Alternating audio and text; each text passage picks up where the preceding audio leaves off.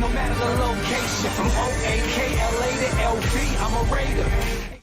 Raider Nation, what's going on? You're watching the Raiders Report. Today's show, my updated 53-man roster projection. Something that needs to be in everybody's roster projection videos because they're so awesome. Magic Spoon. If you haven't already, go get your hands on some of this healthy cereal. $5 off on your very first order. MagicSpoon.com/Raiders. It's in the comments. It's in the description. So in terms of being able to keep some dates that every single fan needs to know about, here are three of them, and it's notable cut dates. If you don't already know, the Raiders have 90 players on their current roster. They have to get this down to an 85-man roster on August 17th. Then it goes to an 80-man roster on August 24th, and then a 53-man roster on August 31st. Today's video is about trying to predict which players are going to actually make that final roster. We're going to start here at the quarterback position. The numbers that y'all see down below in green, that's me literally just trying to count out with the viewers watching how many players show up. That way you're not like, whoa, I don't know how many guys Mitch is even projected to make the team. Don't worry, I got you covered. Derek Carr, Mariota, those are two slam dunks making it. And then Peterman might be a player where if you're trying to keep somebody else on the defensive side of the football, maybe another lineman, but I am going to just include him because we all know Gruden loves Nathan Peterman. Let's go now to the running back position.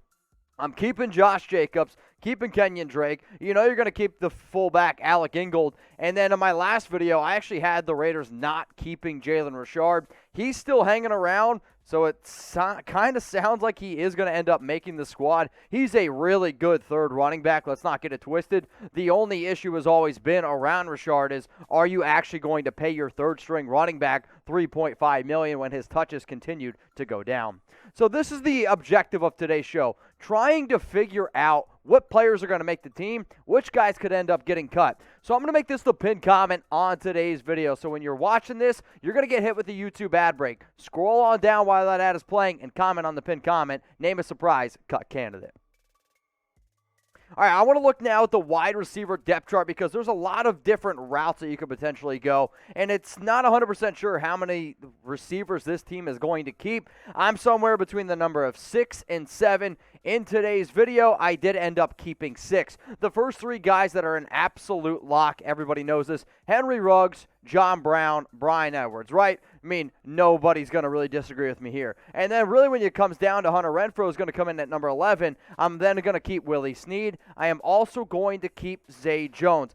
Zay probably has the upper hand over Snead as it stands right now, but if there's a player that I think could be a sleeper pick, especially if some of these other younger guys can't get it together, Snead's a guy to keep an eye on. The one player that I wish I could have kept on the roster, Dylan Stoner, but unfortunately, he just did not quite make the cut. So what do y'all think here? How many wide receivers are going to end up making the final roster? For the first time in a long time, I'm sitting here and I'm looking at the depth and I'm like, wow, the receiver depth is there. Sure, they might not have a number one, but it's kind of a good thing to have, and I don't like getting rid of guys like Doss. I don't want to get rid of Marcel Aitman, even Stoner, right? But when you have more talent on your team, those are the difficult decisions you have to make. So that's why I ended up keeping just 6. Tight end room, let's get to it. I got Darren Waller, Foster Moreau, and I'm going to end up keeping the UDFA out of BYU, Matt Bushman. He's 25 years old. Not that I don't like Derek Carrier, but Carrier is more of just a blocker to me. With a healthy Foster, with a great tight end in Darren Waller, why not go out and keep a UDFA where in 2019, 18, and 17 led the BYU Cougars in receiving yards. Didn't play this past year due to an injury, but he gave them $125,000 guaranteed. That was the 8th most among all UDFAs. Money talks, that's what they say. That's why I'm going to end up keeping Matt Bushman. If you guys are falling out of shape and maybe your end doesn't look as tight as it used to be, it could be because you're eating a whole bunch of crappy cereal. Luckily for you, Magic Spoon has healthy cereal that's almost too good to even believe. We're talking low carb. If anybody out there trying to watch their waistline, you're trying to get back those washboard abs, you know what I'm talking about. 4 grams of net carbs per bowl. It's sweet and delicious. Do you have a sweet tooth like me? It's absolutely insane. I can't even tell you how, if I didn't eat sweets, I think I have a halfway decent chance of being a GQ model. Seriously, but this stuff, unbelievable healthy, 13 grams of protein, 0 grams of sugar, only 140 calories per bowl. It's available to y'all at magicspoon.com/Raiders. You guys will also be able to save $5 off your very first order. You can mix and match. Don't just get one box. Here's a pro tip from somebody that's literally been eating it every single day. Buy yourself a peanut butter box. Buy yourself a cocoa box, and then mix them together in one bowl, and then you got yourself healthy Reese's Pieces. It's absolutely insane. You guys are going to love it. That's for Chucky Heads. Believe it, baby. magicspoon.com/Raiders. $5 off your very first order. It's time now to go to the offensive linemen. Now, so these guys, they might not want Magic Spoon because, let's face it, they're just trying to get as big as possible and block guys like Derek Carr. It's all good.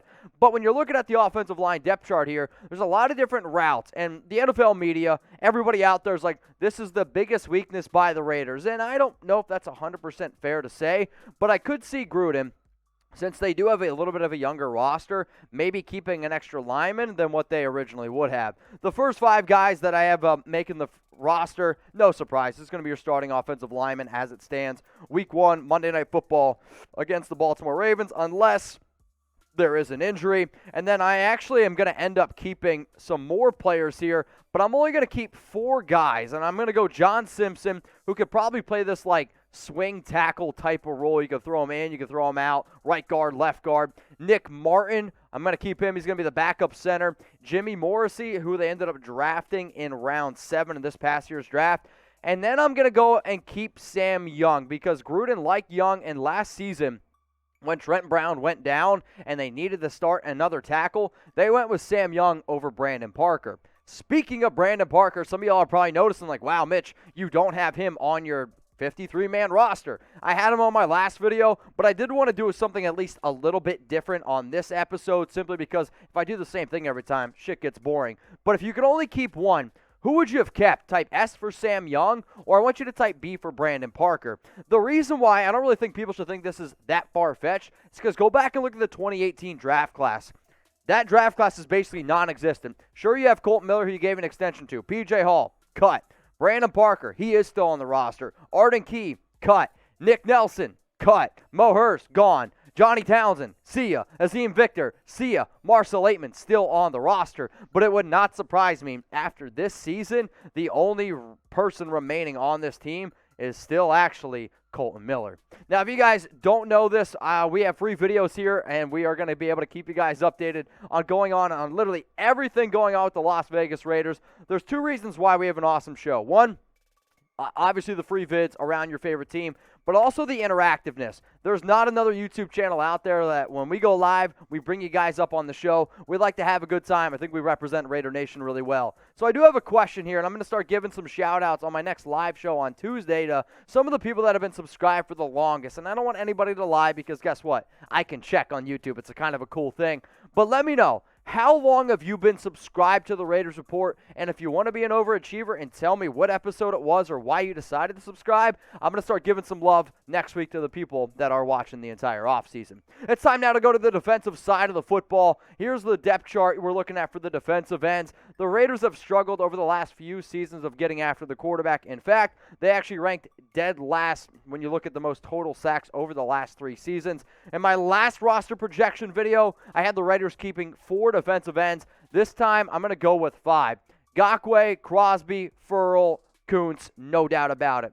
The reason why you got to keep Carl Nassib is due to his contract. No matter what, the Raiders are going to pay him $10.4 million this year. So you can either pay $10.4 million for him to be on your team, or you can pay him $10.4 million basically to not be on your team. That's the reason why he's probably going to end up making the roster. Plus, he's actually halfway decent depth. So, and then now we're going to go over to the defensive tackle depth chart, where you're going to be able to see some of these other players on the interior defensive line, because that's kind of where it's going to stack up next. And I got them keeping Solomon Thomas, Quinton Jefferson, Johnathan Hankins, and then I'm going to go with Kendal Vickers. Kendal Vickers has been a player that's been working his freaking tail off. He ended up making the 53-man roster last year, even though me included did not expect it. I wanted to be able to keep Darius Stills. I wanted to be able to keep Darius Philon, but with some of the other players that I did end up keeping, that meant somebody had to go. So if you guys don't already, please hit me up on Instagram. I am at MitchellRenz365. I would definitely appreciate it.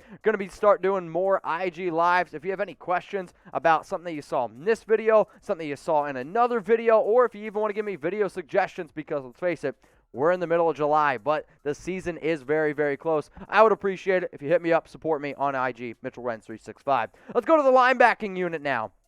Cory Littleton, Kwiatkowski, Nicholas Morrow. But there are a lot of really talented linebackers here. And I remember when I first started covering the Raiders back in 2018, this is arguably the worst position on our defense. And now it's probably actually one of the better units, if you will, because Littleton's a good player.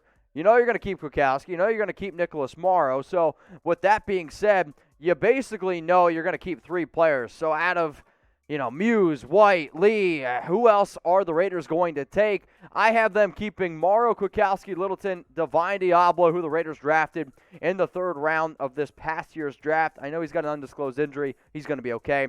And then I also have him keeping special teams, War Daddy, Tanner Muse. If it came down to just talent and talent alone, I don't really know if that's the route I would go. And it actually kills me a little bit because Darren Lee is actually a player who also could end up making this roster. Cornerback time. Let's get to it. Mullen, Hayward, Arnette, Lawson. I mean, we've been talking about the cornerback, the secondary room for the Las Vegas Raiders for a very, very long time. And being able to project which guys end up making the team isn't always the easiest thing to do. I know the Raiders are going to keep Mullen.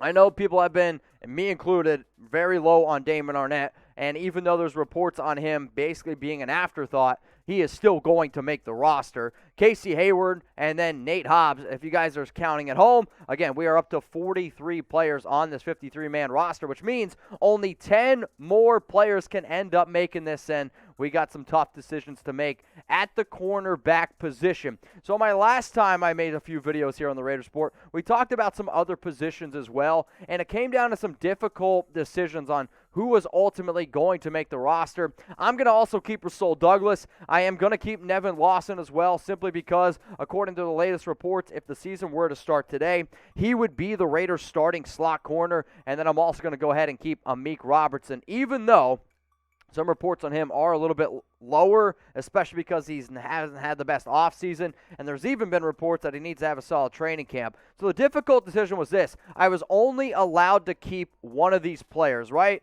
And in terms of we were mixing and matching, trying to figure out which guy I could potentially keep on this depth chart at the cornerback position, it really wasn't all that easy. I mean, we were talking about Amik Robertson, Isaiah Johnson, Keyshawn Nixon. I didn't know exactly who I was going to be able to keep.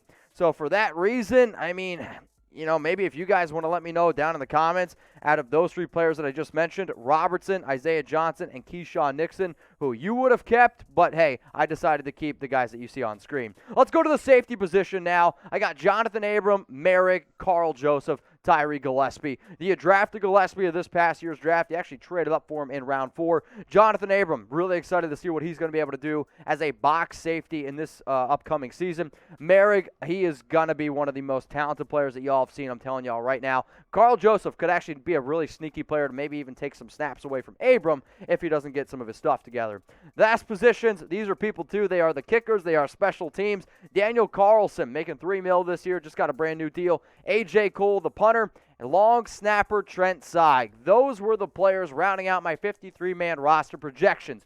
The 5 players, the 5 guys that were probably the most difficult for me not making the roster are these guys right here. Brandon Parker, offensive tackle. Javen White was a linebacker that I kind of balanced with. I could even throw in a name like Darren Lee as well. Darius Stills was probably one of the toughest, if not the toughest decision that I had to make. Roderick Teamer could be a pretty interesting strong safety decision because of his special teams ability. And then Derek Carrier. Not that I think Derek Carrier is an exceptional tight end, but Gruden loves blocking tight ends, and that's exactly what Derek Carrier can do. So tell me, y'all, be honest with me. Name a player I should have kept and I should have cut. I mean, I'm genuinely curious what you guys have to say because that's what the Raiders Report's all about. So go down in the comments section. Let me know a player I should have kept or cut. I'm going to go tackle some of this Magic Spoon cereal later.